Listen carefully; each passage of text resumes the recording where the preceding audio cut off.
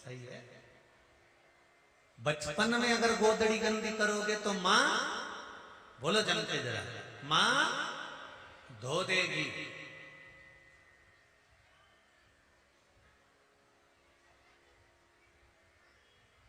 पर जवानी में, अधेड़ी में अगर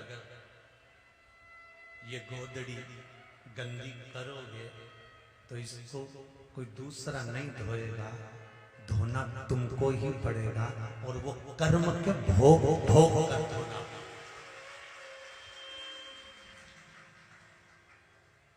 बचपन की गोदड़ी को मां धो सकती है, बचपन की गोदड़ी को पिता धो सकता है, पर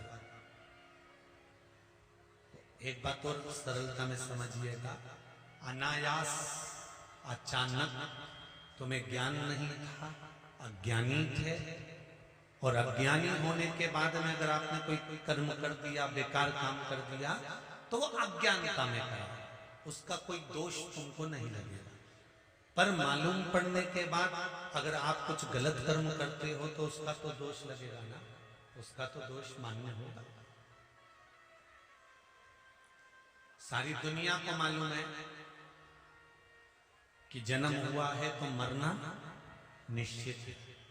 सारी दुनिया को मालूम है कि बचपन आया है तो जवानी भी आएगी, और जवानी आया है तो बुढ़ापा भी आएगा, अधेड़ी भी आएगी, ये निश्चित है, इसको कोई टाल नहीं सकता।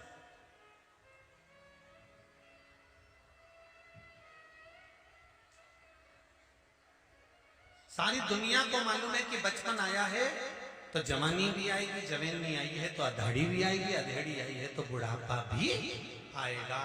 प्रत्येक संसार में जन्म लेने वाले मनुष्य को, बच्चे से बच्चा, छोटे से छोटा व्यक्ति को भी ये ज्ञान है कि एक न एक दिन मरना है, पर किसी को यह मालूम है कि कब मरना है।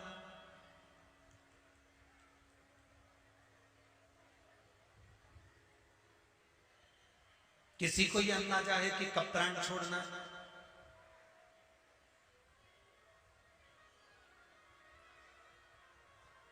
दक्ष प्रजापति के यहां जब 60 कन्याओं का जन्म हो गया, तब दक्ष प्रजापति ने मां जगदम्बा से, मां देवी से, भवानी से विनती करी, और विनती कर कर कहा, मां मेरे घर में एक बेटी का जन्म और हो जाए।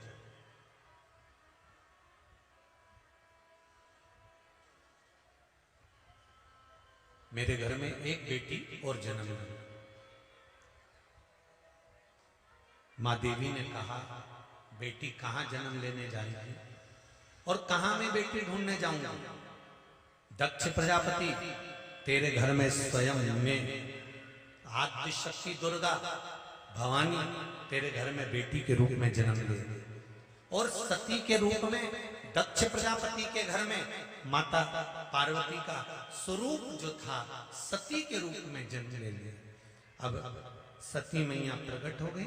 सती मैया जब धीरे धीरे धीरे धीरे धीरे धीरे अवस्था हुई, और माता सती ने जब अपनी युवानी अवस्था धारण करी, जब माता सती कुछ अवस्था बड़े हो जाती हैं, कुछ तरुणाई अवस्था में माता आ जाती हैं, तब माता ने एक दिन अपनी मां प्रसूति से एक प्रश्न किया।